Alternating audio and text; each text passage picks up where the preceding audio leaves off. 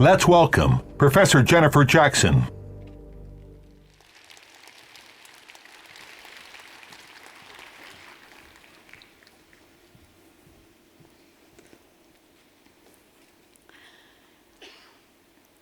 It's a pleasure to be here today to discuss these fascinating structures, or blobs, at Earth's core-mantle boundary.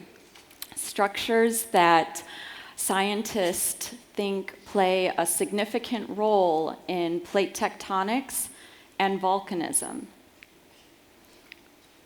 Indeed, the physics and chemistry of Earth's interior and other planetary interiors shape the surface conditions of these planets in ways that have a profound effect on habitability.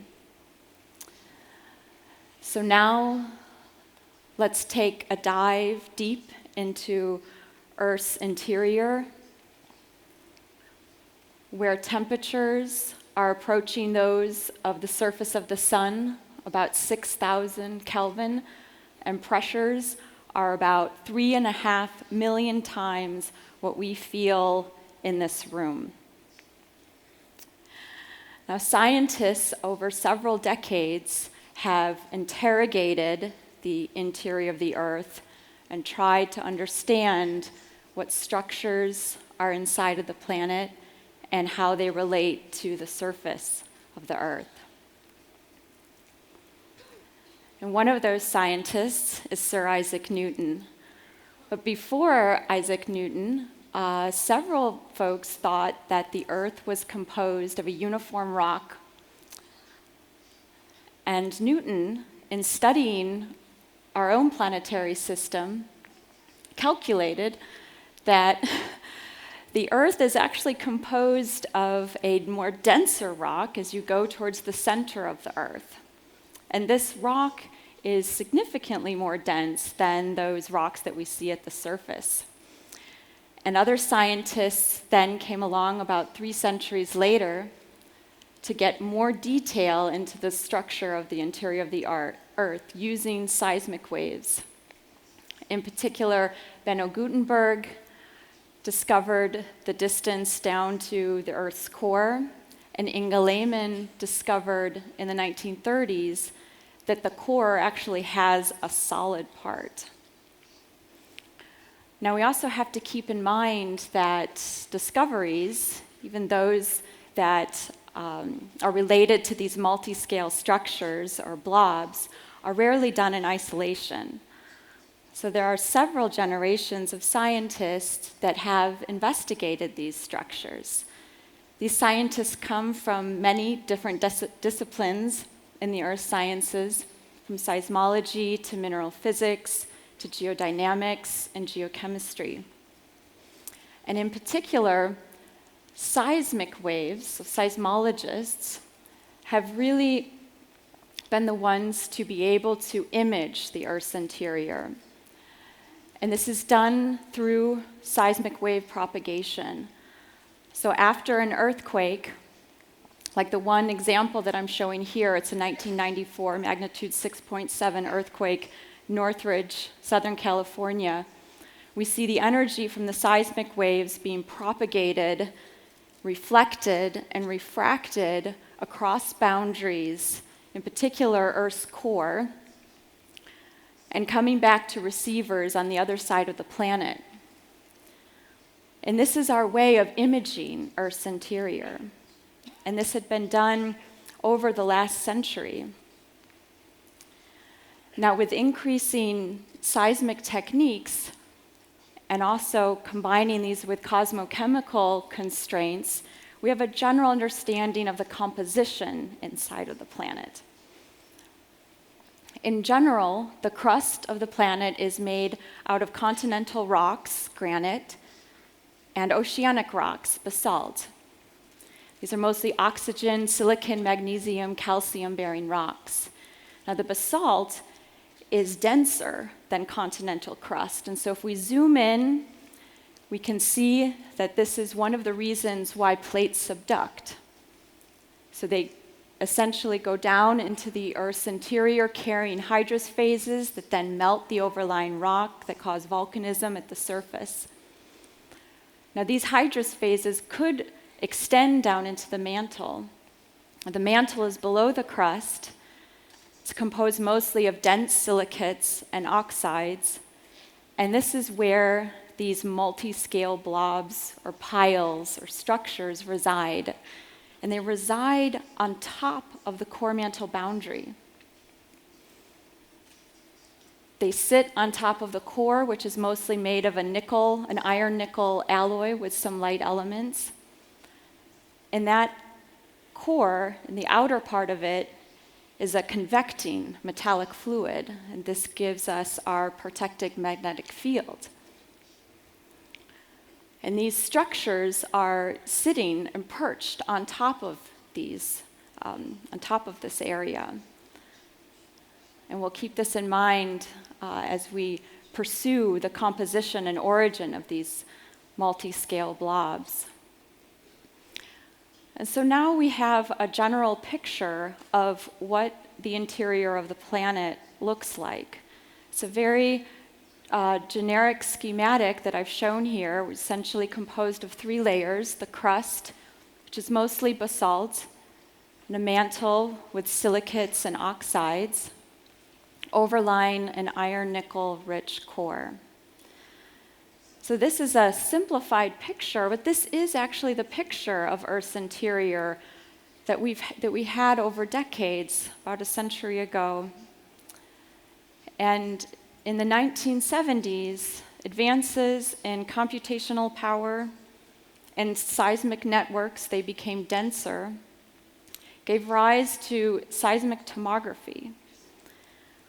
And in seismic tomography, we're able to image Earth's interior at a much more global scale and actually be able to see where seismic waves can travel faster and slower in certain regions of the planet. And this is the first image we had of Earth's interior in all of its complexity.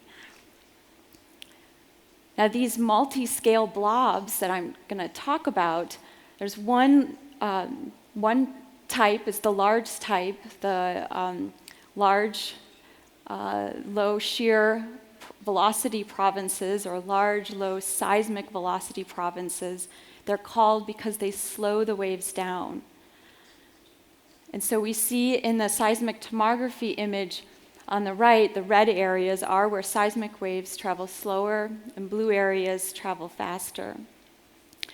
And there's actually 2 of these structures, so we can see that they're antipodal from each other. One is sitting underneath the Pacific Ocean, and the other is underneath the continent of Africa and part of the Atlantic Ocean. To get a sense of the scale, these large piles are a little bit smaller than the diameter of the Earth's moon. And if we think of the height of Mount Everest, which is about 8 kilometers or so high, that's about the scale of these smaller blobs. And these smaller blobs are usually near the edges of these piles, and in some cases they're outside the piles, and we'll see that in a little bit more detail later. And so this is really the picture that we have of Earth's interior, and this is how we've been able to image these multi-scale blobs. And more recently, we've actually been able to interrogate these structures using seismic waveforms, and we can see a better picture of how these blobs are populating the core-mantle boundary of the Earth. The pink areas are the large blobs, and you can see that they're decorated by these smaller blobs, which are the bright red areas. But in some areas, like underneath China and underneath North America, they're isolated. The smaller blobs are isolated from the larger blobs. And our quest is to try to figure out what these structures are. My colleagues at Caltech, Don Helmberger and Mike Gurnis, have been interrogating these structures over the last few decades and finding that indeed in these large blobs, the seismic waves are slowed down by a few percent, but they could actually be self-convecting structures. And the smaller blobs are essentially just a few kilometers high, but they slow down the seismic wave speeds by up to 50%. And because they are situated at the base of the mantle, they're likely to be denser than the surrounding rock. And my quest is to figure out what these structures or blobs are made out of. Could they be made of mantle rock that's just compressed with a slightly different composition? Or perhaps a mixture of that rock with the basaltic components that's being subducted? So here's a rock that I have in my lab that shows the different mineral species that we want to interrogate. We want to interrogate minerals that are in peridotite, which is mostly comprising our mantle, and basalt. And so we do this using diamond anvil cells. In my laboratory, we have these small devices that can literally fit in your pocket, and we can place samples on top of these diamond culettes and then interrogate them to understand their geophysical properties under the conditions at which we think they exist inside of the planet. So essentially, these are two opposing anvils. They're combined in a hardened steel cell. You can see in the schematic that the sample is situated between the two anvils, and it's being compressed.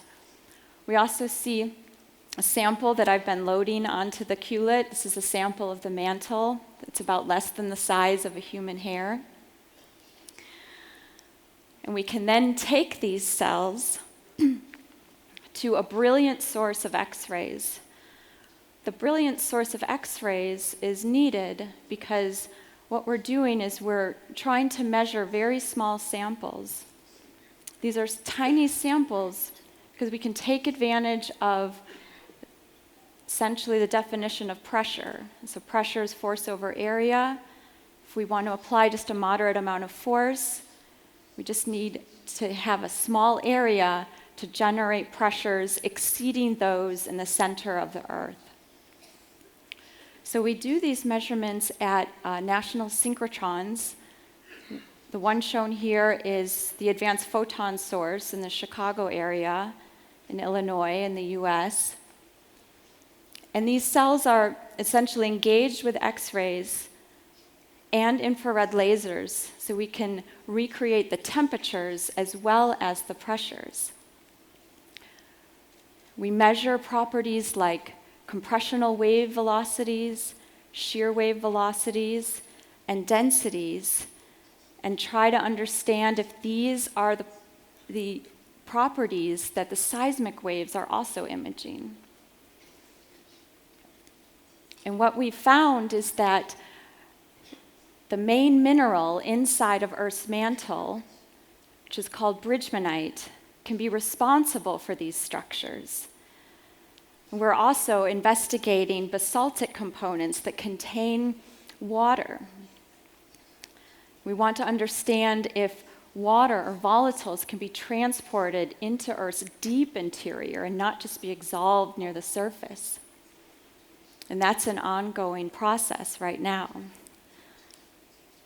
And what we've done is we've combined this information with geodynamic simulations to try to understand if this material can be responsible for making these big structures. And so what we see here is a geodynamic simulation with plate reconstructions simultaneously with the chemically different structure rising up from the core-mantle boundary. So this is one of those large blobs. And if the material is compositionally distinct, that is, if it's only made of this bridgmanite material, it could essentially evolved to this type of structure that seismologists are imaging with their seismic waves. And so now I'd like to go to the smaller structures.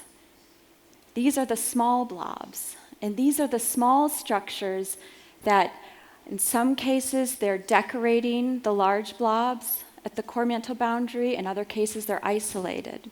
And how did they get there? So in order to know that, we have to know what they're made out of. And so because they are sitting near the base of the mantle, they are likely to be dense.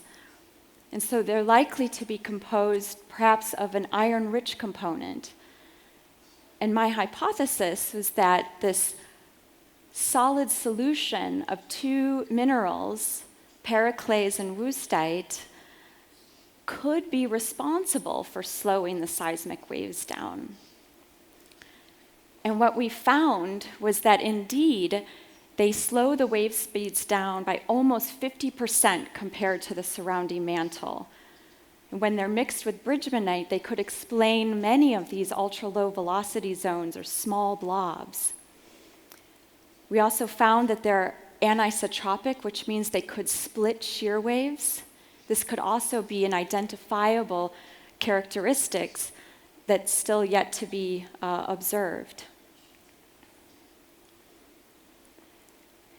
And now that we know a little bit more about the character of what these small blobs could be made of, we can also combine this information with the geodynamic simulations and test whether or not they could evolve into structures that seismologists could detect.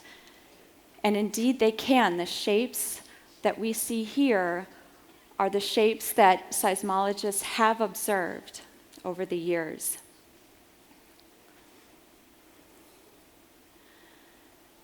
And now what we've seen so far are a few examples of these multi-scale structures or blobs and what they could be made out of. And we think that we have identified a major mineral that could be responsible for the big blobs. We're still investigating whether or not basaltic component, the main rock, the major rock that's responsible for covering most of the Earth's surface, that's 77% of Earth's surface, could also be responsible for maintaining these very large structures deep inside of the planet. But there are still, of course, there are still more questions that we don't have answers to yet. You know, the origins of these multiscale structures are still being debated. In particular, their direct connection to plate tectonics and volcanism. But I think there's a growing consensus from scientists that think that these structures do indeed play a major role in shaping the surface of the planet. I mean, they're huge structures. And even the smaller structures could play a role. And it's the small things that matter. That's what I think. And I think that these structures, the more we understand, perhaps by future deployments of ultra-dense seismic networks, could reveal the answers to these questions. And future missions to other planets, in particular Venus, which is a similar size to Earth, similar density, but now lacks features that are similar to the plate tectonic features that we see on Earth. It lacks a strong, if any, magnetic field. And why is that? And so I think the ability to image the interior with even higher resolution, combining that with other types of observations in the earth sciences and going beyond Earth to understand the interiors of other terrestrial planets will really help bring to light the nature and the connection between these multi-scale structures or blobs and their ability to shape perhaps the habitability of planets through time. And with that, I thank you.